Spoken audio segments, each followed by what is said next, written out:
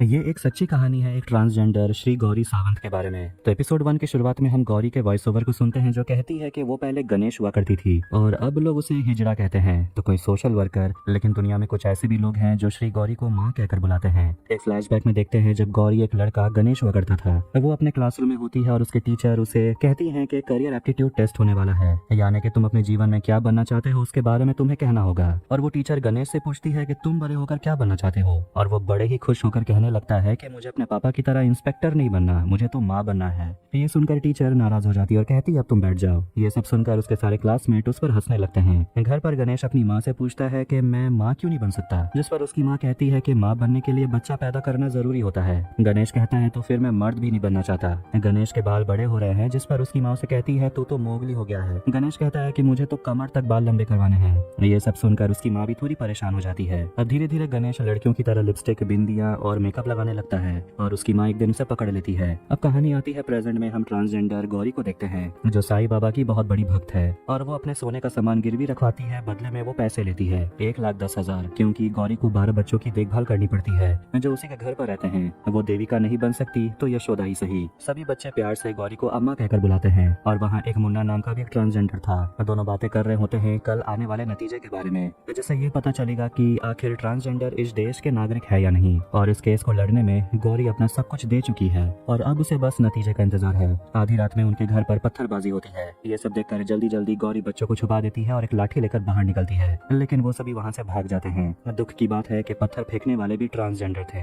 अब सुबह होती है और आज सबकी नजर सुप्रीम कोर्ट पर होनी है, क्योंकि 3 घंटे के बाद वो अपना फैसला सुनाने वाले हैं कि ट्रांसजेंडर हमारे देश के 3rd जेंडर होने वाले हैं या नहीं। कोर्ट जाते वक्त गौरी को एक हिजड़ा मिलती है, लेकिन गौरी समझ जाती है कि ये असली में एक मर्द है। उसकी बीवी और बच्चे भी हैं। वो बस भीख मांगने के बहाने हिजड़े के भेस में है। गाड़ी में गौरी एक रिपोर्टर एमेंडा से बात कर रही थी और कहती है कि इन मर्दों की वजह से हम सारे ट्रांसजेंडर बदनाम हैं। एमेंडा गौरी के बारे में लिखना चाहती है, जिस पर गौरी कहने लगती है कि मेरे बारे में इंटरनेट पर तुझे सब कुछ मिल जाएगा। मैं एक ही बात बोल बोल कर थक चुकी हूँ। अगर तुम्हें कुछ दूसरा पूछना है तो तुम मुझसे पूछ सकती हो। एमेंडा पूछती है कि आपके पिता का क्या रिएक्शन था जब आप ट्रांसजेंडर बनी या फिर आपने इस पिटीशन को फाइल किया, जिस पर गौरी कहती है कि मैंने अपने पिता से 16 साल से बात नहीं की और इस 16 साल में कितना कुछ बदल गया, लेकिन उसके पापा नहीं बदले। तभी रेडियो पर एक लावणी गाना आने लगता है और इसी के साथ हम जाते हैं फ्लैशबैक में, जब छोटा गणेश इसी लावणी गाने पर डांस कर रहा था और उसके पापा जो इंस्पेक्टर है वो बहुत गुस्सा हो जाते हैं और अपने बेटे को स्टेज से घसीटते हुए वहाँ से ले जाते हैं। घर आकर वो गणेश को मारते हैं और कहते हैं कि तुझे नाचना है तो नाच, लेकिन इस गाने पर नहीं। और वो अपने बेटे से कहते हैं कि तू अपनी जिंदगी में जो बनना चाहता है बन, मैं कुछ नहीं बोलूंगा, लेकिन लड़की मत बन। अब बहुत ज्यादा गुस्सा होने की वजह से रात में गणेश के पापा का ब्लड प्रेशर बहुत ज्यादा बढ़ जाता है, जिससे गणेश की माँ भी परेशान हो जाती है। फिर कुछ दिनों के बाद गणेश अपने स्कूल से घर आ ही रहा था और उसने अपनी माँ के लिए बिंदी खरीदा है, लेकिन घर आने के बाद उसे पता चलता है कि उसकी माँ अब इस दुनिया में नहीं रही। उस दिन को याद करके गौरी थोड़ी इमोशनल हो जाती है। फिर आखिर में वो और एमेंडा सुप्रीम कोर्ट पहुंच जाती हैं। रिपोर्टर्स गौरी से क्वेश्चन करने लगते हैं कि अगर आप आज इस केस में हार जाती हैं तो फिर आप पिटीशन नहीं डाल सकते, तो आपको डर नहीं लग रहा? जिस पर गौरी कहती है डर तो लग रहा है और डर लगना भी जरूरी है। और गौरी अपने जवाब से रिपोर्टर्स का दिल जीत लेती है, लेकिन जैसे ही वो कोर्ट के अंदर जाती है एक आदमी जो लॉयर के भेस में था वो उसके चेहरे पर कालिक फेंक देता है और कहता है कि अगर वो पीछे नहीं हटती है तो अगली बार कालिक की जगह एसिड होगा। अब एपिसोड 2 में गौरी और एमेंडा पुलिस स्टेशन पहुंचते हैं कंप्लेंट लिखवाने के लिए, लेकिन बाहर बैठे 2 पुलिस ऑफिसर्स गौरी पर हंसने लगते हैं। एमेंडा गौरी से कहती है कि तुम्हें जाकर अपना चेहरा धो लेना चाहिए, लेकिन गौरी ऐसे ही रहेगी। एमेंडा उसे कहती है कि हमें जाकर पुलिस स्टेशन के अंदर बैठना चाहिए। गौरी कहती है कि मैं पुलिस स्टेशन के अंदर नहीं बैठूंगी और वो बताने लगती है कि जब वो 8 साल की थी तो उसके पापा उसे बुलेट पर बैठाकर पुलिस स्टेशन लाया करते थे। फिर दोनों बाहर बैठे होते हैं और एमेंडा गौरी से पूछती है कि आपकी सर्वाइवल की लड़ाई यहीं से शुरू हुई थी, क्या आप उसके बारे में कुछ कहना चाहती हैं? जिस पर गौरी बताने लगती है कि उसकी सर्वाइवल की लड़ाई शुरू हुई थी उसकी माँ के गुजरने के बाद। कुछ महीने के बाद उसकी बड़ी दीदी की भी शादी हो गई और वो घर से चली गई। फिर घर पर गणेश और उसके पापा ही थे। दोनों एक दूसरे से बात भी नहीं करते थे और उसके पापा तमाम कोशिश करते रहते थे ताकि गणेश थोड़ा सा मर्दाना बन जाए। फिर हम फ्लैशबैक में देखते हैं जब गणेश के पापा गणेश को एक सेक्स क्लिनिक लेकर जाते हैं गणेश के ट्रीटमेंट के लिए। गणेश जाकर डॉक्टर से बात करता है और डॉक्टर उसे लड़कों के प्यूबर्टी के बारे में बताने लगते हैं और पूछते हैं क्या तुम्हें लड़कियों में इंटरेस्ट है, जिस पर गणेश कहता है बिल्कुल भी नहीं और वो कहने लगता है कि उसे तो साड़ी पहनना, बिंदी लगाना ये सब बहुत पसंद है। डॉक्टर उसे कहते हैं कि ये तो काफी अलग शौक है। गणेश पूछता है शौक अलग है पर क्या ये गलत है? डॉक्टर उसे कहते हैं कि इस देश में इतना अलग होकर रहना काफी मुश्किल है, इसलिए इतना अलग भी मत होना। प्रेजेंट में हम देखते हैं कि गौरी को डायबिटीज और हाई प्रेशर है और हार्मोनल इम्बैलेंस भी, जिसके लिए वो 3 दवाई रोजाना खाती है। फिर वो याद करती है जब बचपन में वो दवाई खाया करती थी तो उसकी हालत कितनी खराब हो जाती थी। एक दिन उसकी नजर गई कुछ ट्रांसजेंडर पर जिसका वो पीछा करने लगता है और वो एक ट्रांसजेंडर से मिलता है और उसे कहता है कि मुझे आपकी तरह बनना है। वो ट्रांसजेंडर मुस्कुराती है और कहती है अंदर आने के लिए। तो वहीं गणेश के पापा को एक ट्रांसजेंडर की डेड बॉडी मिलती है और वहाँ पर बहुत सारे ट्रांसजेंडर बैठकर रो रहे थे और वो पुलिस को कहते हैं कि 2 दिन से ये डेड बॉडी कहीं सड़ रही थी और आप लोगों को आज डेड बॉडी मिला। और प्रॉब्लम तो ये भी है कि उन्हें डेथ सर्टिफिकेट भी नहीं मिलेगा क्योंकि उन लोगों का कोई अस्तित्व है ही नहीं। और जब गणेश के पापा अपने काम पर जाते हैं तो गणेश ट्रांसजेंडर के साथ मिलकर वक्त बिताने लगता है, लेकिन उसके पापा खुश होते हैं ये देखकर कि गणेश के चेहरे पर बाल आ रहे हैं और ये खुशखबरी वो अपनी बड़ी बेटी को सुनाते हैं। फिर एक दिन जब गणेश अपने पापा के साथ सब्जी बाजार जाता है तो वहाँ कुछ लड़के गणेश को लड़की समझकर छेड़ने लगते हैं और गणेश के पापा उन लड़कों को पीट कर भगा देते हैं। फिर एक दिन गणेश उस ट्रांसजेंडर के साथ घूम रहा था और वो ट्रांसजेंडर लोगों से पैसे मांग रही थी, लेकिन कोई भी उसे पैसे नहीं देता और उल्टा उसे पीट देता है। रोते हुए वो गणेश से कहती है कि हमारी यही सच्चाई है। गणेश उनसे पूछता है कि आप लोग काम क्यों नहीं कर लेते? तो वो ट्रांसजेंडर कहती है कि हमें लोग भीख ढंग से नहीं देते, काम कैसे देंगे? तो वो गणेश से कहती है कि तुझ में अभी भी बदलने की उम्मीद है, तू हमारे जैसा मत बनना। एक दिन गणेश के पापा काम से जल्दी आ जाते हैं और वो अपने बेटे के कमरे की तलाशी लेते हैं और उन्हें बिस्तर के नीचे से टैबलेट मिल जाती है जो हर रात वो अपने बेटे को खाने के लिए देता था, लेकिन गणेश नहीं खाता। फिर वो अपने बेटे के बैग को चेक करते हैं जिसमें से बिंदी, लिपस्टिक और कॉस्मेटिक की चीजें मिलती हैं। अब ये सब देखकर उसके पापा परेशान हो जाते हैं। जब गणेश घर आता है तो उसके पापा उसे कहते हैं कि अब हम दोनों एक साथ नहीं रह सकते, पहले मुझे तेरे लिए फिक्र होती थी, अब तो मुझे तुमसे शर्म आती है। गुस्से में गणेश घर छोड़कर चला जाता है और उसके पापा उसे रोकते भी नहीं और दरवाजा बंद कर देते हैं। घर छोड़कर गणेश मुंबई पहुंच जाता है और कुछ ट्रांसजेंडर के साथ ट्रैफिक पर भीख मांगने लगता है। और तब गौरी को समझ आ गया था कि उसके पापा गलत नहीं कहते थे, इस दुनिया में सरवाइव करना इतना आसान नहीं है और वो मुंबई तो भीख मांगने के लिए नहीं आई थी। फिर एक दिन वो अपने घर जाने का सोचती है, लेकिन उसकी दीदी उसे बाहर ही रोक लेती है और उसे पूछती है कि तू लड़का बनकर क्यों नहीं रह सकता? वो अपने भाई से कहती है कि अच्छा यही होगा कि तू परिवार से दूर रहे, मैं यहाँ सबको संभाल लूंगी, बेटी की भी ड्यूटी कर लूंगी और बेटे की भी। रोते हुए गणेश कहने लगता है कि ये घर मेरे लिए जेल बन गया था, मरने से तो अच्छा था कि मैं यहाँ से भाग गया। उसकी दीदी उसे समझाती है कि कुछ भी हो जाए गलत कदम मत उठाना। इसके बाद गणेश वहाँ से चला जाता है। गौरी उस दिन को याद करके रोने लगती है और कहती है कि उस दिन के बाद वो अपने पिता से कभी मिलने नहीं गई, लेकिन वो अपने पिता को कॉल कर लिया करती थी। एमेंडा चौंक जाती है, जिस पर गौरी दिखाती है कि वो किस तरीके से अपने पापा से बात करती है। इसके बाद वो एमेंडा के फोन से अपने पापा को कॉल लगाती है और वोटर कार्ड अपडेट का बहाना मारकर वो अपने पापा से बात करती है और फैमिली डिटेल्स मांगती है, जिस पर गौरी के पापा जो अब बहुत बूढ़े हो गए हैं वो सब कुछ बताने लगते हैं और वो अपने बेटे के बारे में भी कहते हैं कि मेरा बेटा मर चुका है। ये बात अपने पापा के मुंह से सुनकर गौरी बहुत ज्यादा रोने लगती है। एपिसोड 3 में क्वेश्चन पूछने पर गौरी कहती है कि लोग मुझे पसंद तो करते हैं लेकिन सिर्फ एफबी पर। एमेंडा उससे पूछती है कि आपको इतना कुछ सहना पड़ा, फिर भी आपके अंदर इतनी उम्मीद कैसे है? गौरी कहती है कि मैं उम्मीद के सहारे ही आगे बढ़ती हूँ और देखते हैं कि मुंबई में कैसे कैसे 7 साल गुजर गए पता भी नहीं चला। तभी उसकी लाइफ में नवीन की एंट्री हुई थी। तभी पुलिस स्टेशन में नवीन आ जाता है जो भी एक एक्टिविस्ट है। दोनों जेके के बारे में बात करने लगते हैं। पता चलता है कि जेके एक बहुत बड़ा पेंटर हुआ करता था जिसने गौरी की मदद की, उसे अपने घर पर काम दिया, घर की साफ सफाई करने के लिए और रहने के लिए एक अच्छा कमरा भी। लेकिन गौरी को तुरंत पता चल जाता है कि जेके के इरादे सही नहीं है, इसलिए वो बहुत डर जाती है और वहाँ से भाग आती है। और उस दिन के बाद गौरी को समझ आ गया था कि इतने बड़े शहर में कमजोर बनकर वो नहीं रह सकती। नवीन गौरी को एक नकली मूंछ देता है। फिर हम फ्लैशबैक में देखते हैं कि गौरी काम ढूंढ रही होती है, तभी उसे मेल वेटर का एड मिलता है और इसीलिए वो काम पर जाने के लिए एक नकली मूंछ खरीदती है। तब जाकर वो होटल में काम कर पाती है। वो कॉलेज में पढ़ाई करने लगती है और एनजीओ में काम भी करती है। अब तो लड़कियां भी गौरी पर फिदा होने लगी हैं, जो भी उसके लिए प्रॉब्लम बन जाती है। एक दिन गौरी हिजड़ों के कम्युनिटी में जाकर पर्चे बांट रही थी। तभी वहाँ पर एक ट्रांसजेंडर, वो काफी दुखी थी और रो रही थी क्योंकि एक क्लाइंट जो काफी बुढ़ा था वो मर गया। और वहाँ एक और ट्रांसजेंडर नरगिस होती है जिसे गौरी बस देखते ही रहती है और वो प्लान बनाती है कि हमें उस बुढ़े को औरत का ड्रेस पहनाकर दफना देना चाहिए। फिर हम एक एनजीओ का मीटिंग होता हुआ देखते हैं जहाँ सारे ट्रांसजेंडर इकट्ठे होते हैं। गौरी भी वहाँ आई है जो एनजीओ की वॉलंटियर है और वहाँ हम नवीन को भी देखते हैं जो स्पीच देता है और वो अपने पास गौरी को बुलाता है जो उनके लिए 3 साल से वॉलंटियर का काम कर रही है। लेकिन वहाँ एक वॉलंटियर औरत खड़ी होकर कहने लगती है कि वो इन ट्रांसजेंडर के साथ कभी नहीं काम करेगी क्योंकि इन लोगों के रहने की कोई तमीज ही नहीं है, ना इन्हें ढंग से बाथरूम यूज करना आता है। इस पर नरगिस खड़ी होकर उसे जवाब देने लगती है। गौरी जाकर उसे कहती है चुप रहने के लिए, नहीं तो सारा काम खराब हो जाएगा। नरगिस वहाँ से जाने लगती है। गौरी उसे रोकती है। नरगिस ये सोचती है कि गौरी एक लड़का है और वो उसे कहती है कि अगर तुझे हम लोगों की सच में फिक्र है तो पहले हम जैसा बनकर दिखा, फिर बाद में बात करना। अब सभी के जाने के बाद गौरी अफसोस करने लगती है कि 2 साल से वो ये काम कर रही है, लेकिन आखिर में क्या हुआ, कुछ भी नहीं मिला। नवीन उसे कहता है कि अगर तू चाहती है कि वो तुझे अपना माने तो तुझे उनकी तरह बनना होगा। कुछ दिन के बाद वो हॉस्पिटल जाती है अपना ऑपरेशन करवाने के लिए, लेकिन ऑपरेशन करवाने की भी रिस्क है। उसे किसी नजदीकी रिश्तेदार का सिग्नेचर भी चाहिए, इसीलिए वो अपनी बहन को कॉल करती है जो अब इंस्पेक्टर बन गई है। लेकिन उसका पति कहता है कि तेरी बहन तो सिक्योरिटी ड्यूटी करने के लिए गई है क्योंकि गणपति फेस्टिवल चल रहा है। इसके बाद गौरी अपने पापा को कॉल करती है, लेकिन अब उसमें इतनी हिम्मत है नहीं कि वो सीधे बात कर सके और लोन कंपनी का बहाना मारकर बात करती है और उसके पापा फोन रख देते हैं। फिर फॉर्म भरते वक्त वो अपने रिलेटिव वाले जगह पर साईं बाबा का नाम लिखती है और एड्रेस में लिख देती है एवरीवेयर। फिर आखिर में गौरी अपना सेक्स चेंज ऑपरेशन करवाती है।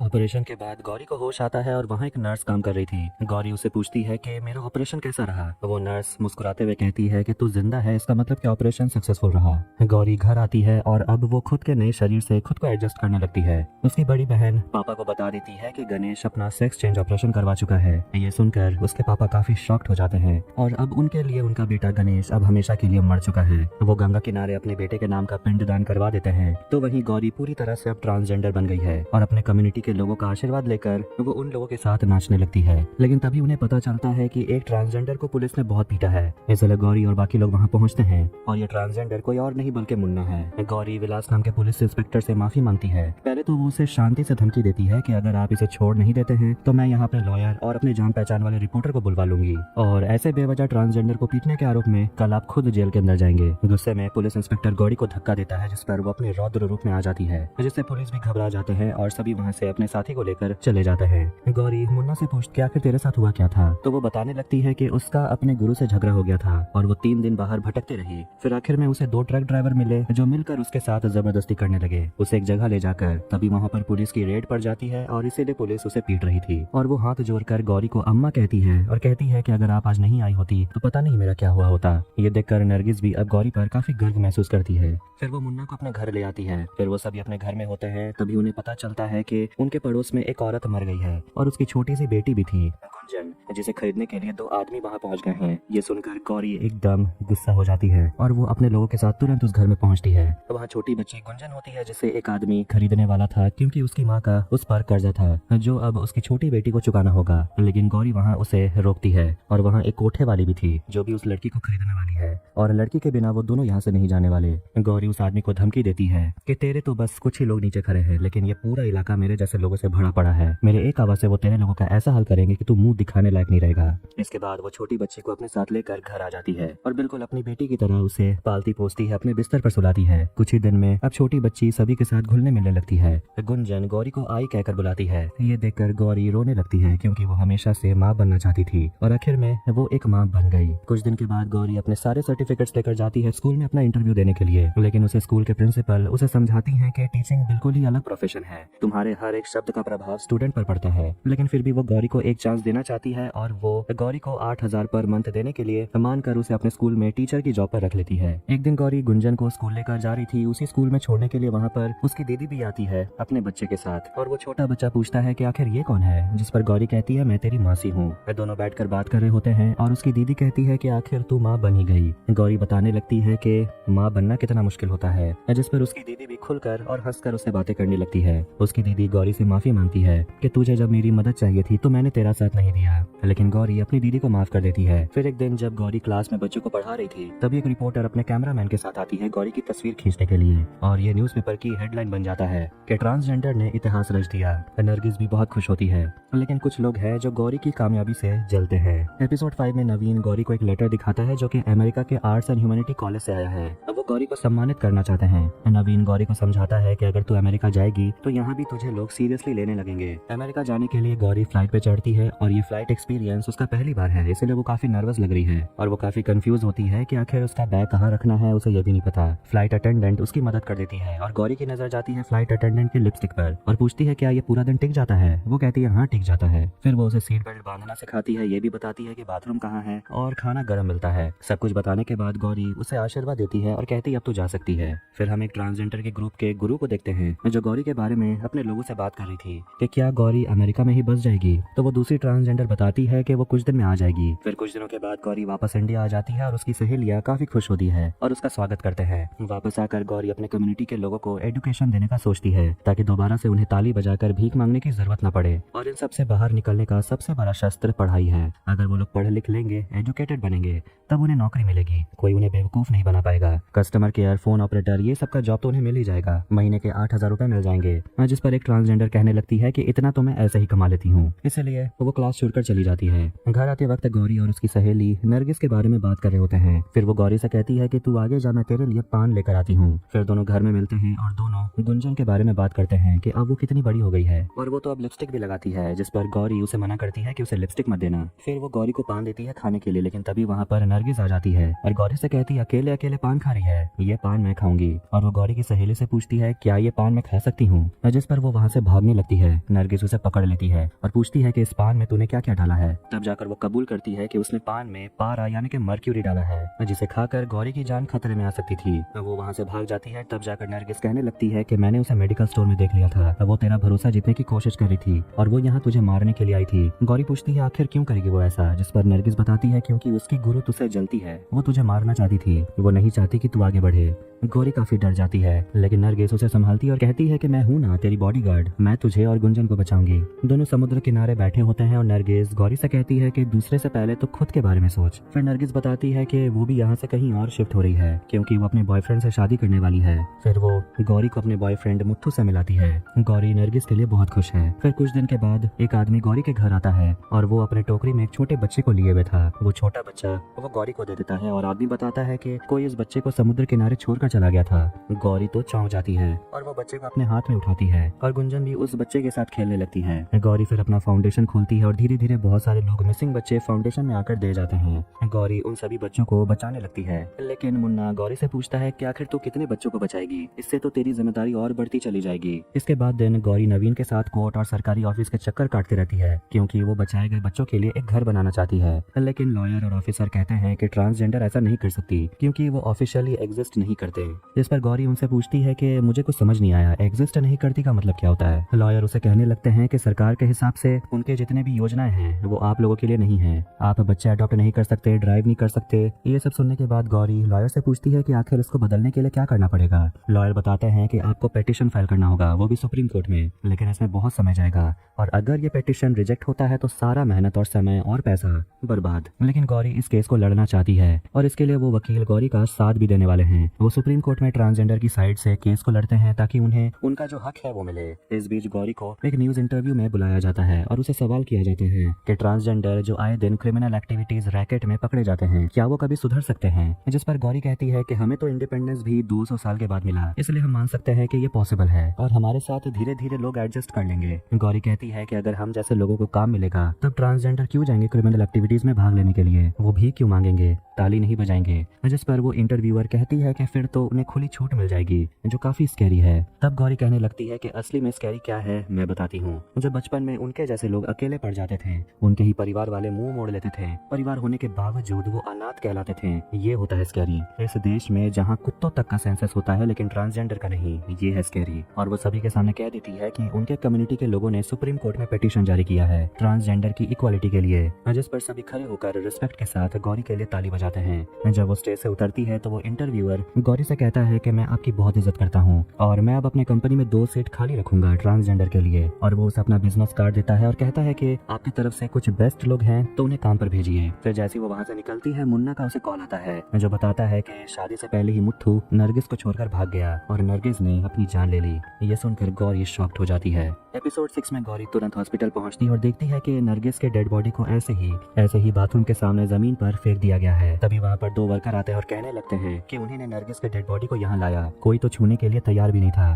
गौरी उन दोनों से पूछती है कि इसको नीचे क्यों रखा है। तभी वहाँ एक और वर्कर आता है और गौरी उसे पूछती है कि वहाँ 2 स्ट्रेचर्स पड़े हुए हैं, तो आखिर इसे बाथरूम के सामने जमीन पर क्यों रखा है। माफी तो तुझे मांगनी पड़ेगी। गौरी उसे कहती है हॉस्पिटल के डीन को बुलाने के लिए, और उसे डीन से राइटिंग में माफीनामा चाहिए, नहीं तो वो वहाँ से नहीं जाएगी। वो वर्कर कहता है कि तुझे जो करना है कर ले, मैं तुझसे नहीं डरता। फिर वो सभी वहाँ से चले जाते हैं और गौरी किसी को कॉल लगाती है। अब वो वर्कर हॉस्पिटल के डीन को कॉल करता है और डीन कहते हैं कि गौरी को वैसे ही रहने दो, वो वेट करके चली जाएगी और कल सुबह तक म्यूनिसिपैलिटी की वैन भी आ जाएगी, उसमें डेड बॉडी को फेंक देना। लेकिन वो सभी देखते हैं कि हॉस्पिटल के बाहर गौरी और उसके लोग धरने पर बैठ जाते हैं। थोड़ी देर के बाद बारिश भी शुरू हो जाती है। ये देखकर सभी वहाँ से उठकर चले जाते हैं, लेकिन गौरी बैठी रहती है और उसे इतनी देर तक बैठा देखकर बाकी लोगों को भी हिम्मत मिलती है और वो भी गौरी का साथ देते हैं और ताली बजाने लगते हैं। अब सुबह हो जाती है और सभी ऐसे ही बैठे हुए हैं। फिर आखिर में डीन हॉस्पिटल पहुंच जाते हैं। गौरी उन्हें धमकी देती है कि अगर वो माफीनामा नहीं देता है तो वो 5 मिनट में मीडिया को बुला देगी। डीन गौरी को अपने ऑफिस में बुलाता है और गौरी बस यही चाहती है कि नरगिस के डेड बॉडी को इज्जत से हॉस्पिटल से छोड़ा जाए और डीन उसे लिख कर माफी मांगे।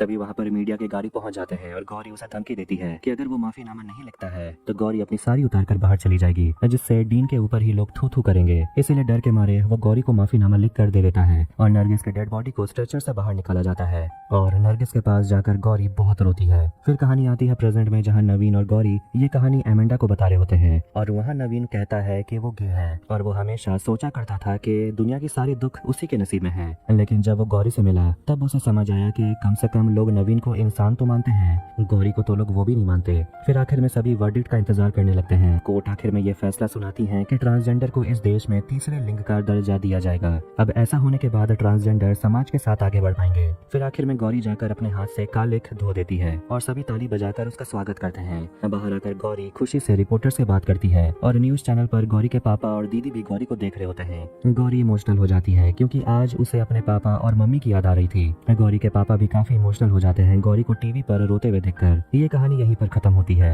फिर हम आखिरी में श्री गौरी सावंत को देखते हैं, जिनके बारे में बताया जाता है कि 2019 में उन्हें इलेक्शन कमीशन ऑफ इंडिया की तरफ से महाराष्ट्र का इलेक्शन एम्बेसडर चुना गया और वो LGBTQ कम्युनिटी से वो पहली है जिसे ये पोजीशन मिली है। श्री गौरी सावंत ने एक NGO भी खोला है जिसे वो ट्रांसजेंडर लोगों की मदद करती है और सेफ सेक्स प्रमोट करती है। श्री गौरी सावंत के उपलब्धियों के बारे में बताया जाता है कि कैसे उन्हें टेड टॉक के लिए IIM काशीपुर में बुलाया गया था।